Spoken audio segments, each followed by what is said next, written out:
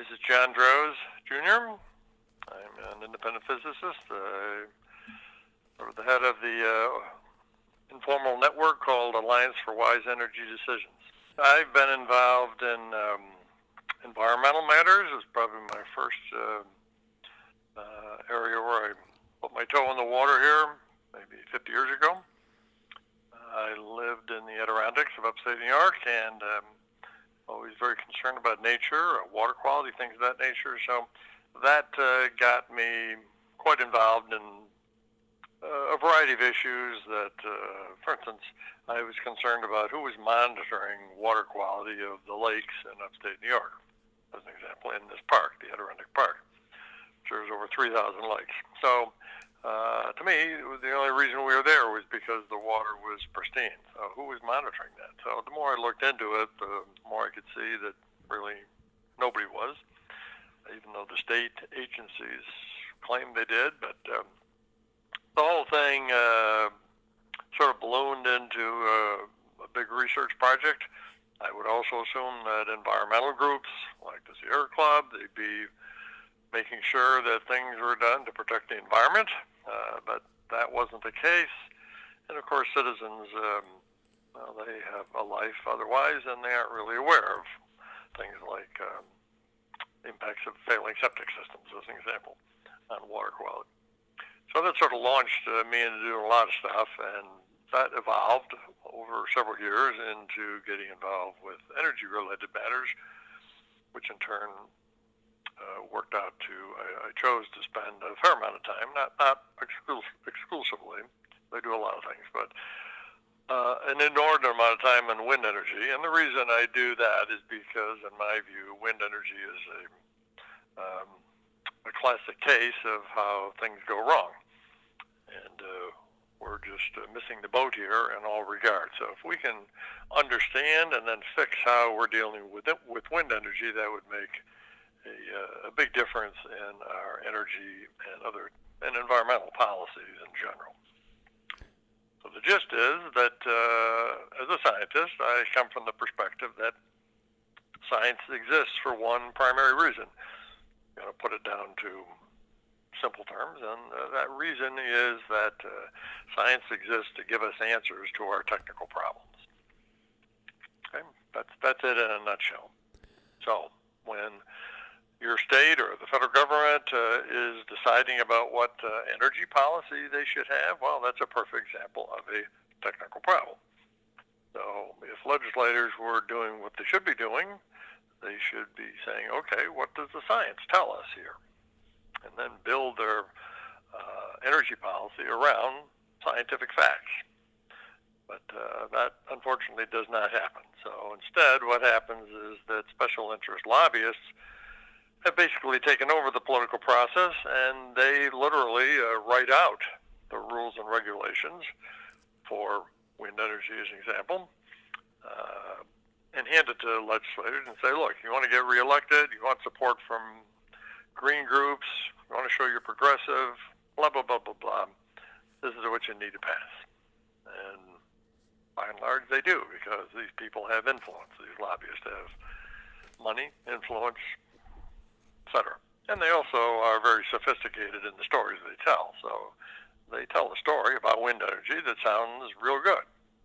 Fact is, it largely is a one-sided story, not the whole story.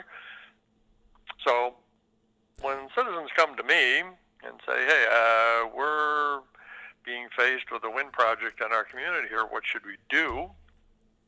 Well, that's something I do as an academic scientist that most other scientists don't do, and that is I deal with grassroots situations and people.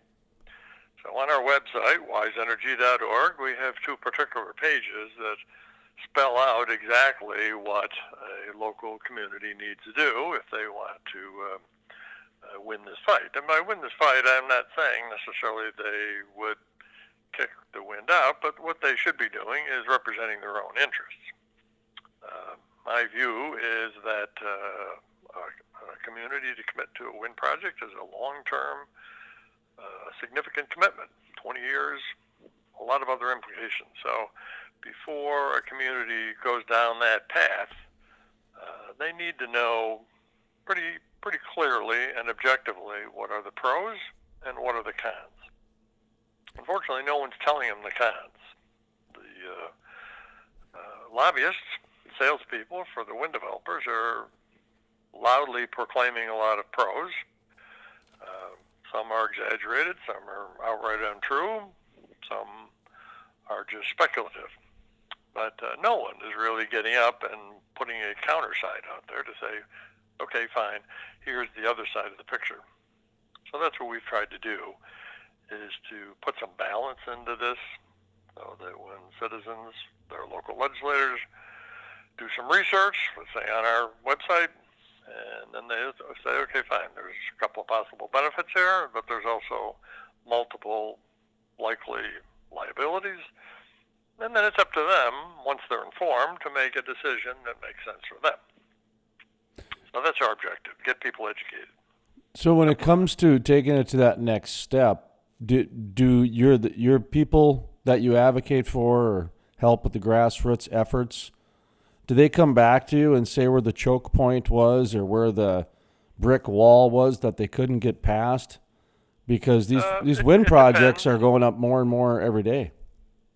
Well, and this is one of the interesting things to me in dealing with the public. I don't know if you're aware of it or not, but in the United States, there's approximately, I'd say, 250 communities that have or are dealing with industrial wind energy projects. Okay? And out of that, I have dealt with approximately 100. I haven't been there on site, but a lot of them I have been. So I've been not all 100, but so I talk to people. So, for instance, let's say someone from North Dakota calls me up, and they have, and they say, okay, here's our situation. And I say to them, okay, one of the concerns I have is that everybody is sort of doing this type of fight on their own. The fact is, if there are 250 other communities that have already been down this path that you're embarking on, wouldn't you think it'd be wise for you to learn what worked and what didn't work in these other communities? Well, they say generally, well, yeah. And I said, okay, that's the service I'm providing for you. I'm trying to get you to cut to the chase here because I've personally been involved with approximately 100, so I know exactly what has worked and what has not worked. And so here it is. And so I spell out to them. I said, if you want to take the path that's the most successful path, here's what you need to do. Well, you would think that that would be a black and white matter, and they would go about doing that, no questions asked. But people being people, unfortunately, that's not the case. A lot of times I get answers like they say, well, all right, that might have worked in New York State here, but it's not going to work in North Dakota. That just makes no sense whatsoever, because the situation you have in North Dakota, yes, there's some variations between states, but effectively 95% of it's the same. So you're talking about the 5% that's different. The arguments that the wind developer is using for your local legislators, et cetera, the issues that you're going to have as a community, et cetera, they're all the same. They're not different between what happens in New York or Massachusetts or Ohio or North Carolina. They're not. So if you take advantage of these things here, this is what you can do. But a surprising number of people, despite hearing all that information, those facts, say, well, our situation is different and we're going to go our own way here. Well, okay, fine. It's no skin off my nose here if you end up with a wind project, and that's almost always what happens. Subsequently, I hear a couple months later, they say, well, unfortunately it didn't work out. Maybe we should have listened to what you had to say. Well, like I say, I'm doing this free. I'm not going to beat anybody over the head with it. They think they know better from somebody who is a physicist who's been doing this for 25 years, who's been involved with 100 communities, and they think they know better than I do. I don't know what to tell you, but a surprising number of people do that. So that's the number one issue, is that people want to do it their own way, and yes, they're just looking for a plug-and-play turnkey template, and what you're saying is that it takes some work. Well, we are offering a plug-and-play turnkey No, template. but it takes some work. because it takes Well, of course it takes some different work, levels and counties and everything. There's no non-work option here. Yeah, Right. you're fighting a very sophisticated opponent here, and there's some work, but we've minimized this work here to be quite small, quite frankly, quite small.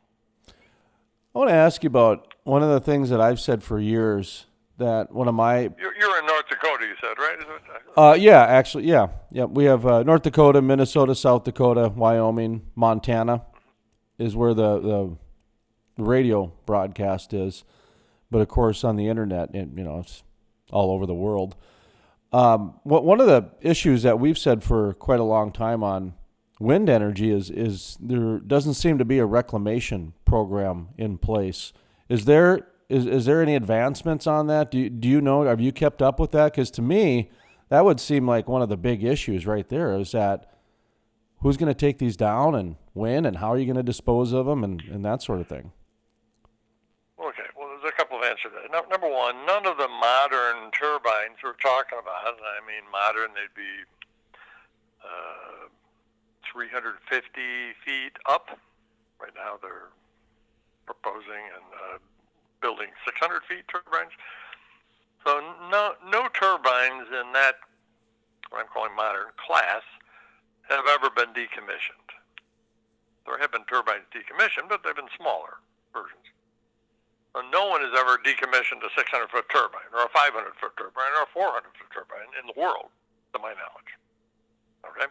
So point number one is no one can say specifically what the cost is going to be, what the implications are going to be, et cetera. No one. Well, the wind industry, of course, tries to poo-poo all this and say, well, hey, you can take these down here and recycle materials, all this kind of other bullshit here. BS that has no basis in fact. So that's number one. Number two, this is again where our objective when we're trying to talk to a community is that they need to get a local ordinance passed that is protective. It protects the health, safety, and welfare of their citizens. And we identify 5 different elements that need to be in that ordinance. And this is all spelled on our website, the specifics of it. In fact, we have a model ordinance on our website, so they don't even have to write it. So I'm saying we've made this as easy as possible. All they have to do is change a few words in it and make it applicable for North Dakota, Minnesota, or wherever. But the 5 items, one of the 5 items is decommissioning. So in our model ordinance, we have the words, specific words, legal words, that ought to be incorporated into a local ordinance if you want to do an adequate job of protecting the public. Whether people do that or not, that's up to them. But the words are right there. Dr. John Droz, the Alliance for Wise Energy Decisions. That's the website as well. We'll have links, of course, at the crudelife.com. Well, the website is wiseenergy.org. .org, yeah. Wise Energy. Alliance for Wise Energy Decisions, but the website is wiseenergy.org. Okay. Yes. Yes. Talk to me a little bit about some of the other science behind when it comes to wind energy. Another one of the issues I hear is the birds, the bats, the bees, the wildlife. There's noise pollution is another one, for example. Is that where the wellness stuff comes in with the local ordinances? You mentioned about the health and safety and the wellness part of the local ordinance. Is that from a noise pollution standpoint, or talk to me a little bit more about that? Well, there's several aspects of it. In fact, since the universal strategy when a wind project comes to town, whether it's a local community in North Dakota or a local community in North Carolina, is the same. They have actually a choreographed pitch that they use. So you'd find it fascinating if you were listening to a wind developer giving a pitch in Maine or New Mexico or North Carolina or North Dakota, you'd be astounded that the words they're using are almost verbatim the same. And that's because these people are very well choreographed to know what to say and what not to say. So their number one focus when they come to a community is that this project will bring local economic benefits to the community. And the main arguments for that they're making are, number one, that there will be property taxes that the community will get. Number two, there will be lease payments that certain landowners will get. Number three, there will be some employment, other type of things on the construction part, and a small amount in the operations part. So if you add up those three things, those are basically the local financial benefits. Now, typically, depending on the number of turbines, but let's say it's a 100 turbine project, a round number, typically that will result in an economic benefit, a community economic benefit, somewhere in the range between $1 and $2 million a year. Okay? So then they, of course, multiply it by assuming it's going to be a 20-year project, which, again, is unproven, not guaranteed. So let's say it's $1.5 million a year. So they multiply it by 20 and say, okay, this is a $30 million benefit coming to your rural North Dakota community.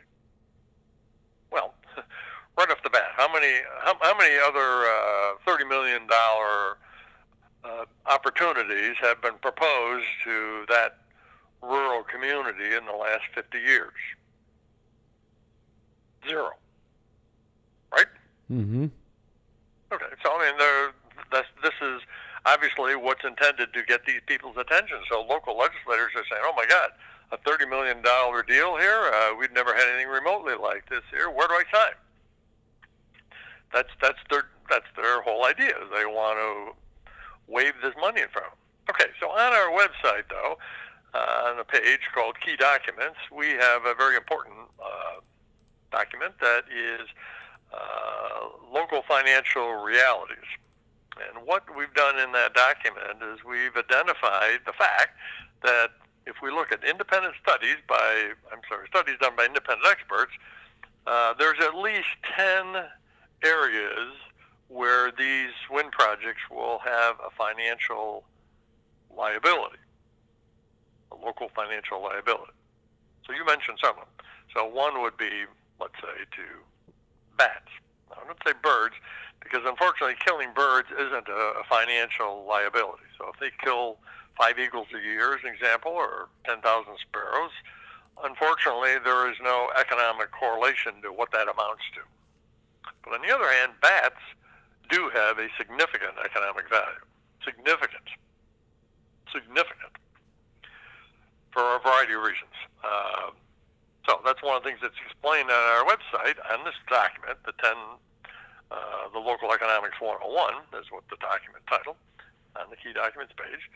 And it goes through each of these 10 different areas. So one of the areas is agricultural losses. So in your area, that should be of concern. So agricultural losses have been well documented that wind turbines will cause agricultural losses in a community. Well, why is that? Well, there's actually 3 different reasons why, but just to keep this short here, one of the reasons why is because of bats. And what most people probably look at bats as being icky. Maybe they are. But the fact is that bats do several beneficial things. One of the beneficial things they do is that they eat a prodigious amount of insects. I mean, a single bat can eat something like 1,000 insects an hour. I mean, a pretty substantial amount. I read it was 10,000 mosquitoes a day in one of my little kid manuals back in the day. So yeah. Yes, something like that. Yes, that's what I'm saying. So the fact is that wind turbines will come, when they're in the community, they will kill bats. There's been nothing the wind turbine developers have been able to come up with to stop it. For instance, they've tried radar, they've tried noise, they've tried all sorts of things, but unfortunately none of it has worked. None of it has worked. So they're going to kill a substantial number of bats, depending on how many bats you have there in the first place. But there's going to be a substantial number of bats killed. And the impact of that is, in this one area, is that because this is a part of the ecosystem that's now taken out here, a natural predator for insects is being taken out of the system, that you're going to find that there's going to be a substantial increase in insect population. Substantial. And what independent scientists have done, one of the studies cited on our page there is 4 PhDs, concluded that this is going to result in fairly substantial crop yield losses because of the increase in insects. And what they did, which was amazing, they have actually a number they calculated for every single county in the United States. No matter where you are in North Dakota, they have a number that they put there as an estimate as to how much agricultural loss there will be for just due to turbines killing bats. If you want to give me if you have a case of a particular wind project you're aware of and you know the county, I'll tell you an example number. But it's a substantial number. So that's one thing, as an example. Okay? But another effect of bats is because of the insects is that mosquitoes, for instance, are known to carry a variety of diseases, whether it's eastern equine encephalitis or Zika or whatever. There's a wide variety of diseases that these insects carry besides, and bats are there to keep their levels down. So there's going to be human health impacts because of bats being killed. Now, as far as the noise goes, the biggest health adverse consequence has been documented to be infrasound. And infrasound is actually sound you don't hear. I don't know if we can go into that, but most people think of sound, they think of acoustical sound, in other words, noise you actually hear. But sound is actually energy waves. Don't do this in my physics hat here now. Sound is an energy wave. So we're bombarded by these energy waves, whether we know it or not. Our ears only selectively pick up a certain range of waves. So there's sounds that are below our hearing, and there are sounds that are above our hearing. Like, for instance, a dog whistle is a sound above. That's ultrasound. A dog can hear it because they have a different hearing range with their ears. The people can't. But what's been shown scientifically to be problematic is the real low frequencies. That's infrasound. That's the sound below our ability to hear it. So even though that's why it's a joke when people say, well, I went by a wind project here and I couldn't hear an awful lot. What you're trying to listen for is things you can't hear. So what the hell does that say? You can't hear infrasound anyways, no matter how close you are or not from it, because it's not hearable by the human ear. Now, if you had a meter or something, you could show it there. But this has been well documented to be very problematic. So another page on our website is we have over 25 studies listed by independent experts here, PhDs, MDs, about the problematic consequences of infrasound. You need to have any further assurance of the problem of it. I can tell you all one other thing, and that is the U.S. military has been looking at infrasound for several years to try to weaponize it. They realize how much harm it causes, so they are literally, this is secretive, but they are literally trying to make a weapon to use infrasound. So that when they point and shoot this weapon at their opponents, these people will be disabled, literally, not killed, but disabled by this infrasound machine. Well, they haven't been able to perfect that yet because so far one of the big problems is how do you protect the people who are shooting the gun? Stuff like that. But it's proven to be, infrasound is proven to be extremely harmful. And it's proven that wind turbines give off infrasound. So that's the type of thing, again, that needs to be properly specified in the local ordinance. And that's a really good example is kind of the infrasound and, even the at night, the things that are happening and the ripples of the impacts to where the next level of sophistication is, trying to get these things passed, whether it be at a local level or a state level.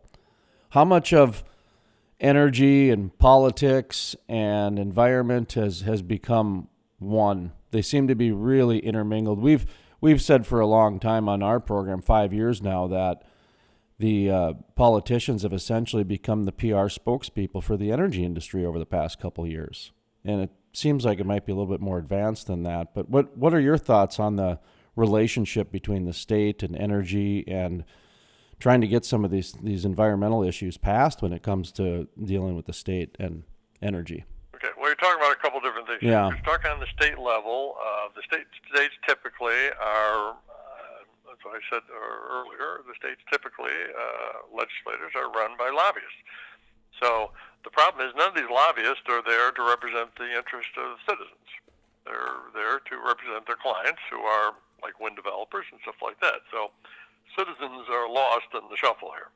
So if citizens want to have their rights represented on the state, they need to be in the fray here and not allow these quote-unquote stakeholders, who are just lobbyists, to take over the whole process. But in most states here, they still have the authority to do things on a local level. So lots of times it's easier to do that. And so what I'm saying, it's a lot easier, for instance, if in every state's different. These laws are passed by towns, some are passed by counties. What is it in North Dakota? I forgot. Is it a county level or? We have counties, yeah. Okay, fine. So it's a lot easier for a citizen to deal with their local county commissioners than it is a state legislator. So you just have to understand where the county legislator is coming from. The county legislator, as I said, is being approached by a business saying, we're going to give you $30 million over the next 20 years.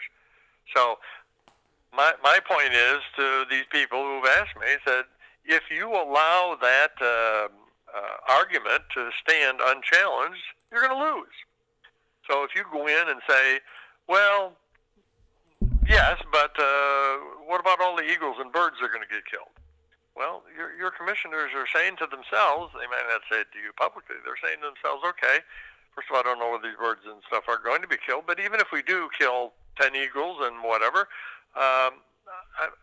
why should I throw out a $30 million deal? It makes no sense.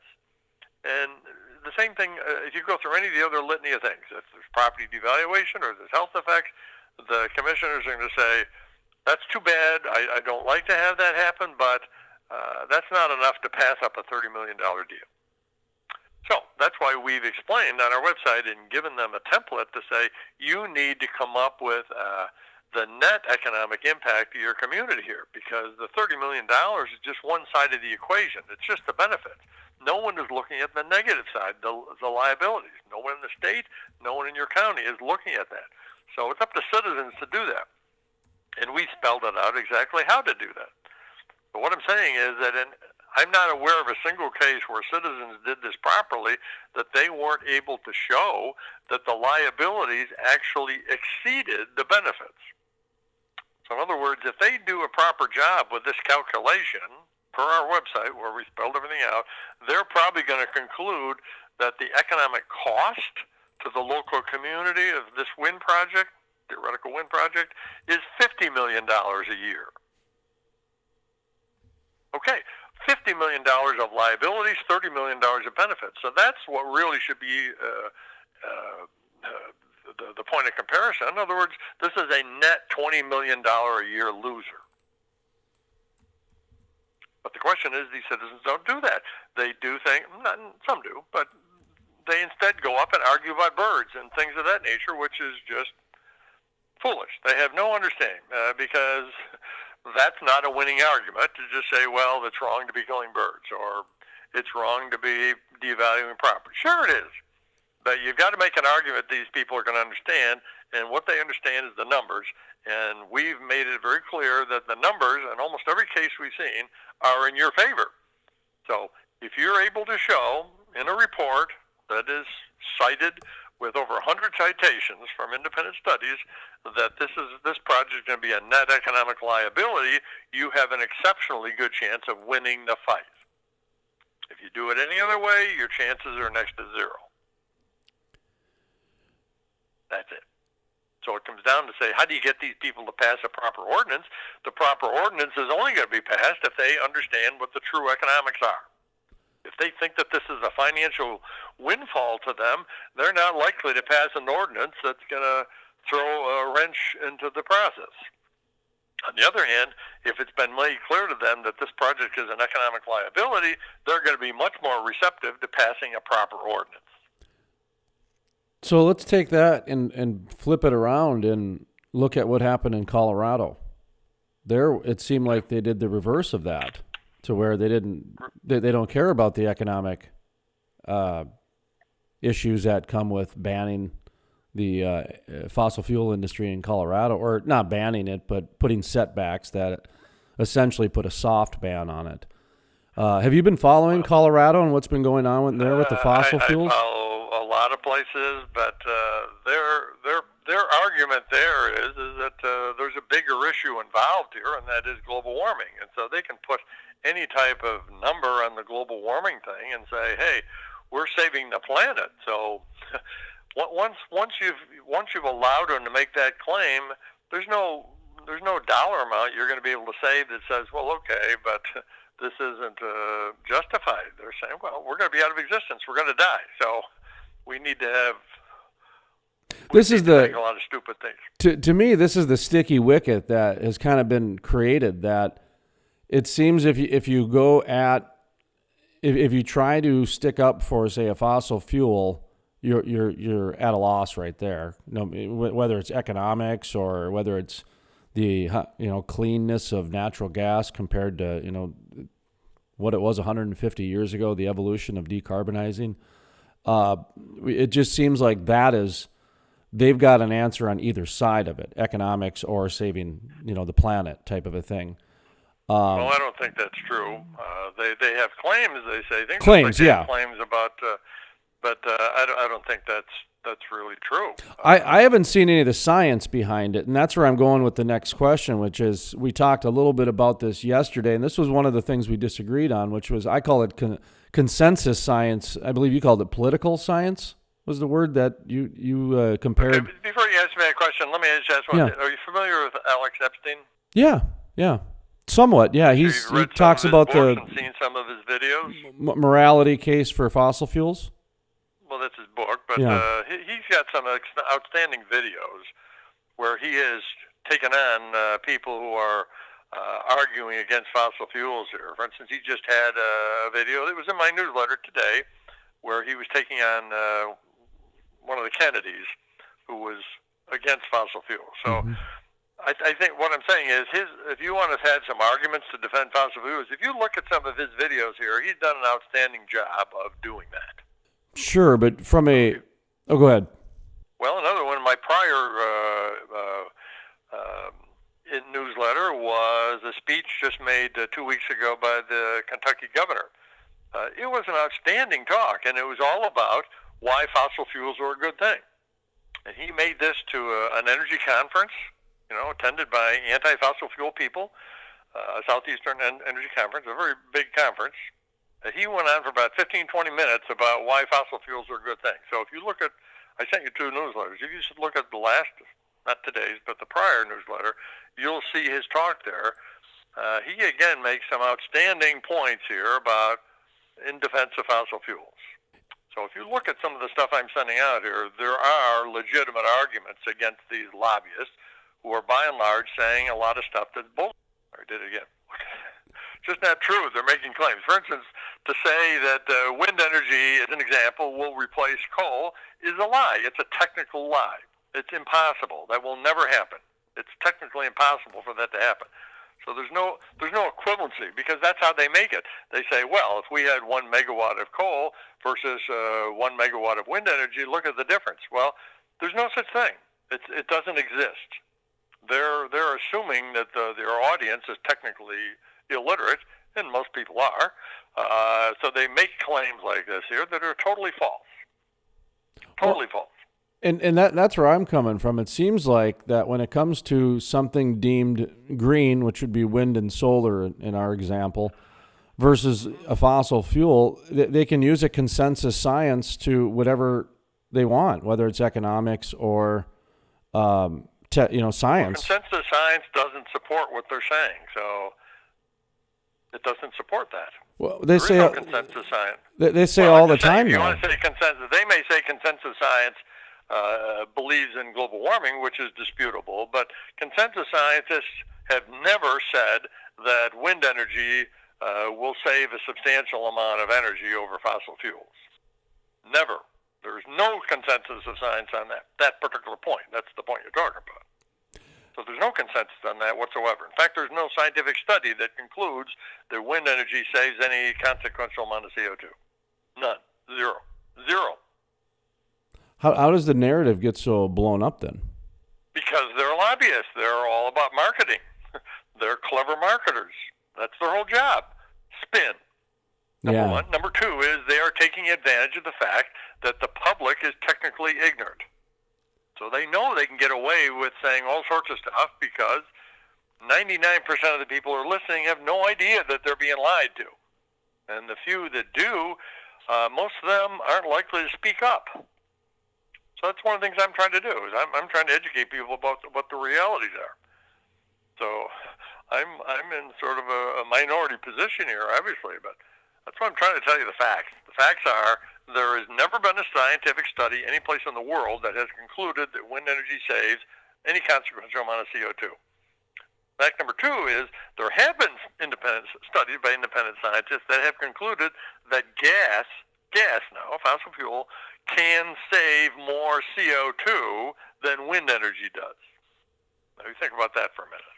I know I'm not aware of that exactly, but well, that's a big deal. It's saying fossil fuels produce less CO2 than wind. Who told you that? I've made the argument that the fossil fuel industry is doing more right now for the planet than most environmentalists. They're actually making major investments trying to decarbonize and plant trees and do everything else, whereas everyone else seems to be pointing a lot of fingers. Well, actually, the real benefits of fossil fuels are a lot of other ways than these environmental things. They're about, why do you think the United States is the number one country in the world? Why do we have the most advanced civilization in the world? Why do we have the best in almost everything in the world here?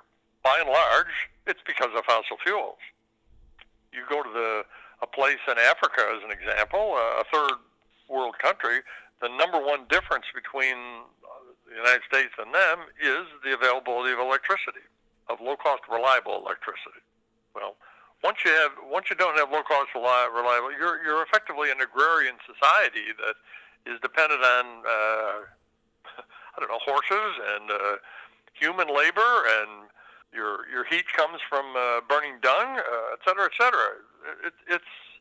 It's a radical existence difference, and that's really what these people are attacking.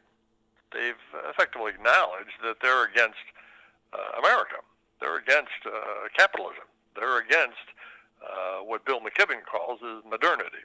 You know who Bill McKibben is? Not familiar with the name. Well, he's the number one guy behind all of this, the number one person. He is the head of the worldwide environmental movement. The head guy. What Bill McKibben says, the Sierra Club does, Greenpeace does, etc. He's the leader of it. So he lives in Vermont. He went to Harvard. His degree is in journalism. So just think about that. Mm-hmm. Here is a guy that's giving lectures. He's written multiple books about climate change, et cetera, very technical topics. He has zero scientific credentials. Zero. He's a journalist. And yet he's the spokesperson for the environmental movement worldwide about things like climate change. Zero scientific credentials. But he's a marketer, and he's a good talker and all. But interestingly, he was one of the people that Alex Epstein debated. And so Alex has taken on some of these people pretty well. Yeah, that one you were referring to was in Boulder, Colorado the other night with John F. Kennedy Jr. It might have been, yes. I forgot where it was. Yes, I think it was, yes. Yeah, well, and like you said, they've been having some issues there with the governor and some, they called it the Colorado Blueprint is what they called it. Well, Colorado's not the worst. New York is the worst. They've passed their energy thing here. It's the worst of the whole country. It's horrifically bad. California? Worse than California. Yeah. Worse than California. They're in a competition. It's literally a race to the bottom. So a couple months ago, New York State passed a law here basically saying that they're going to prohibit everything that has anything to do with fossil fuels here over the next 20 years. Everything. So you won't be able to have a gas stove. You won't be able to have a charcoal grill that burns gas. You won't, everything. Won't be have a fossil fuel car. Everything.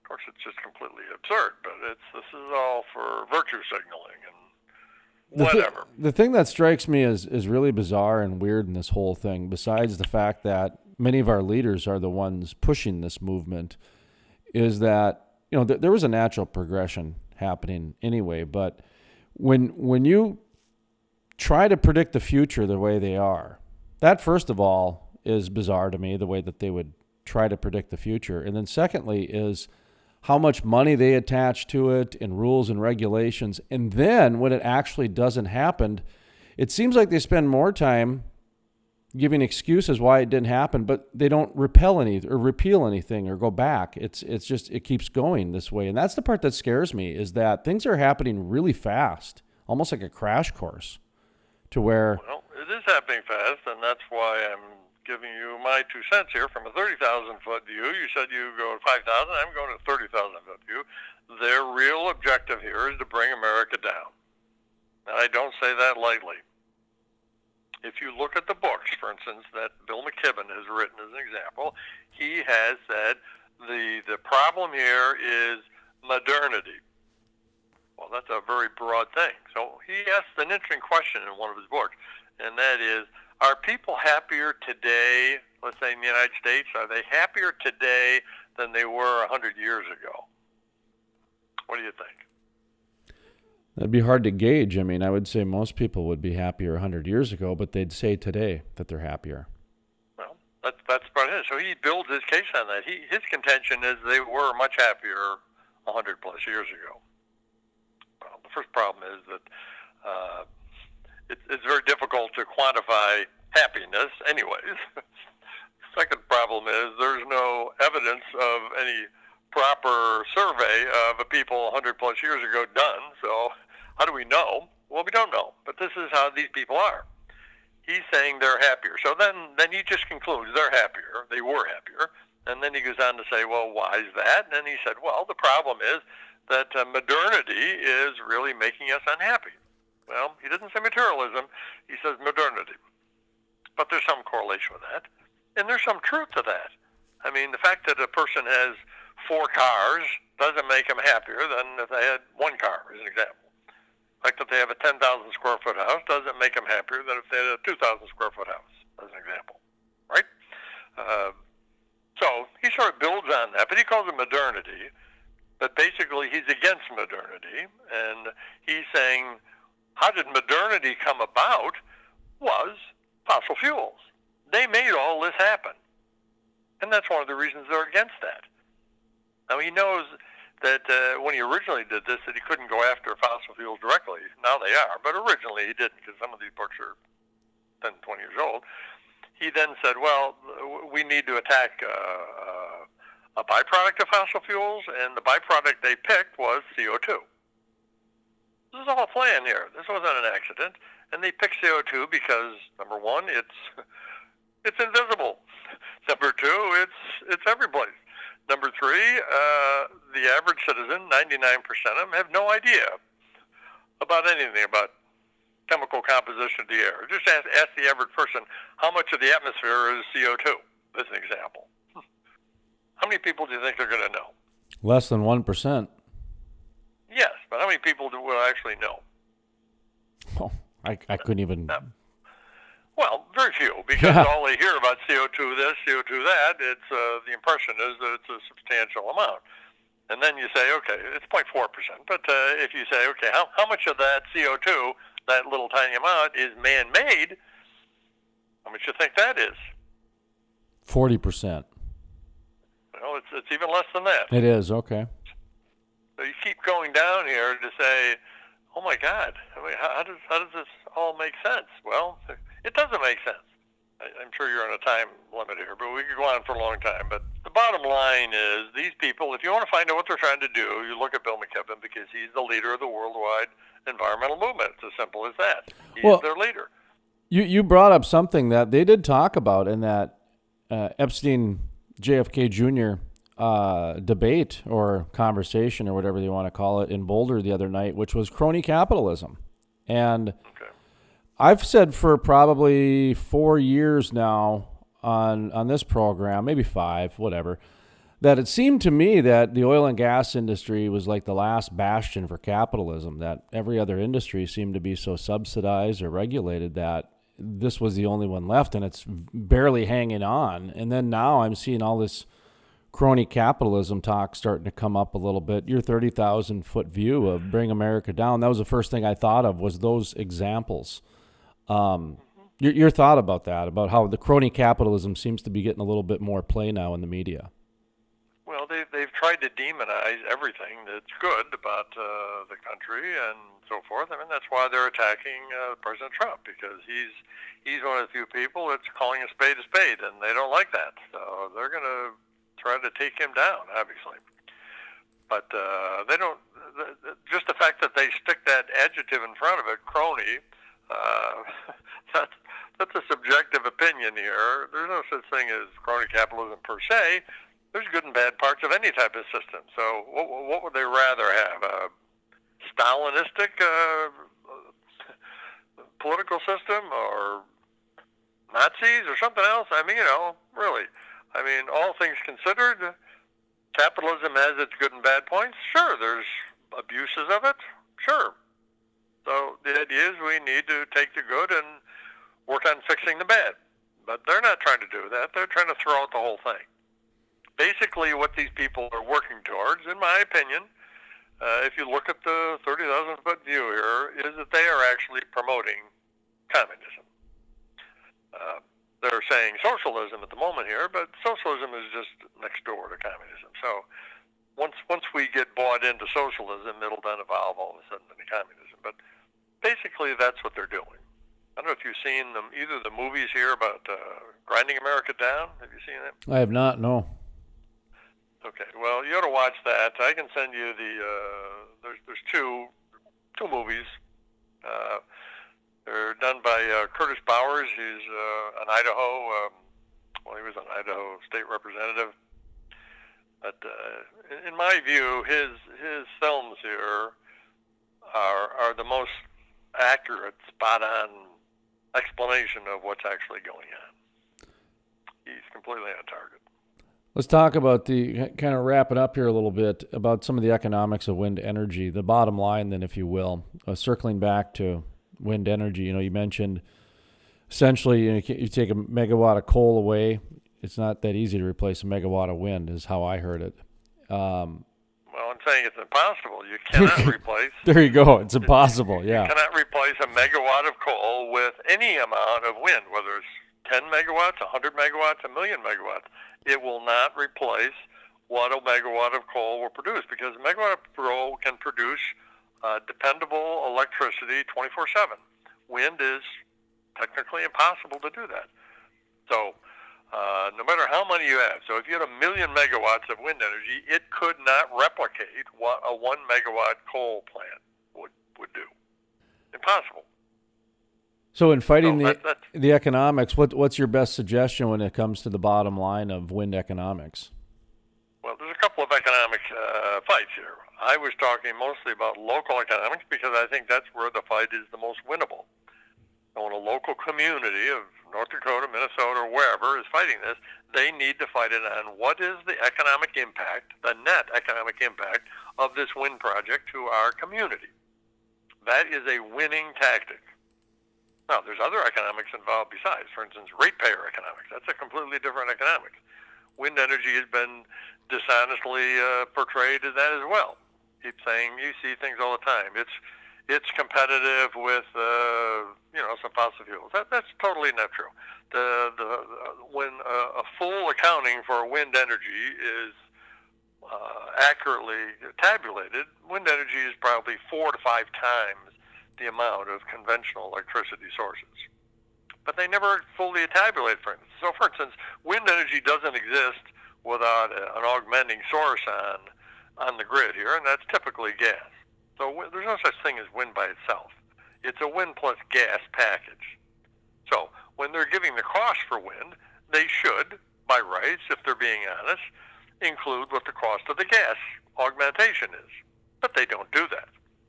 The second factor is wind requires a significant amount more of transmission cost than typical other type of sources. So, for instance, if you had a gigawatt nuclear facility, as an example, the transmission cost from that is versus a gigawatt of wind energy, it'd be 5 times the cost.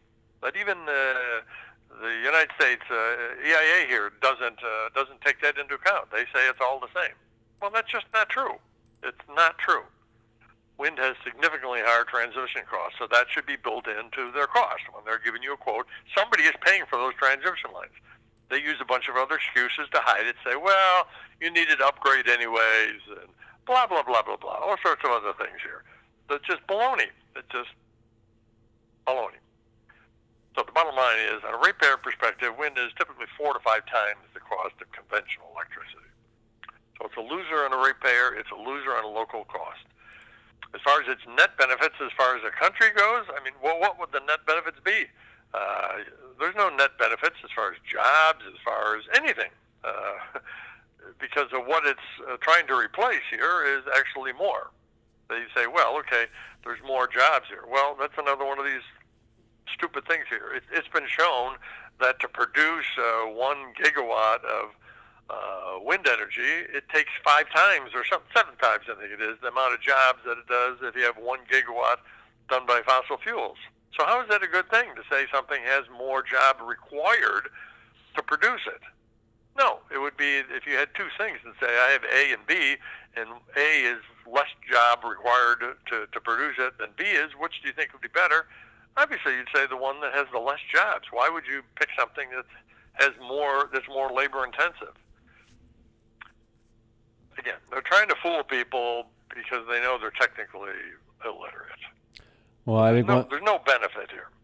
Once I started noticing they were incorporating the feeling into science and energy, it was a tough go. I mean, it's you started. Well, there is no feeling incorporated in science. They may say things like that, but science is, has nothing to do with values or things of that nature. Science is on the facts.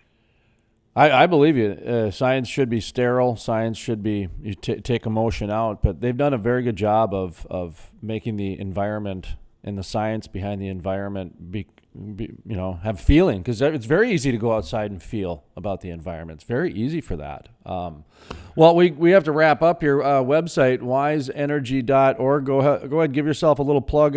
Again, how you help people, how you keep the lights on, that sort of thing.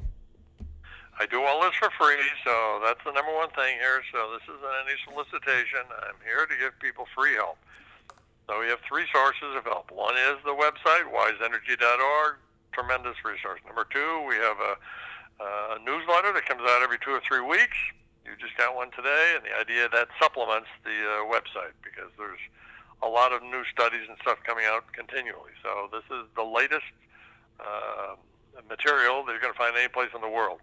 Number 3 is for communities that are pulling their own weight, trying to do their best. I'm willing to speak to them on the phone or answer emails and stuff like that to give them some personal help here. As long as they're pulling their weight, I'm willing to assist.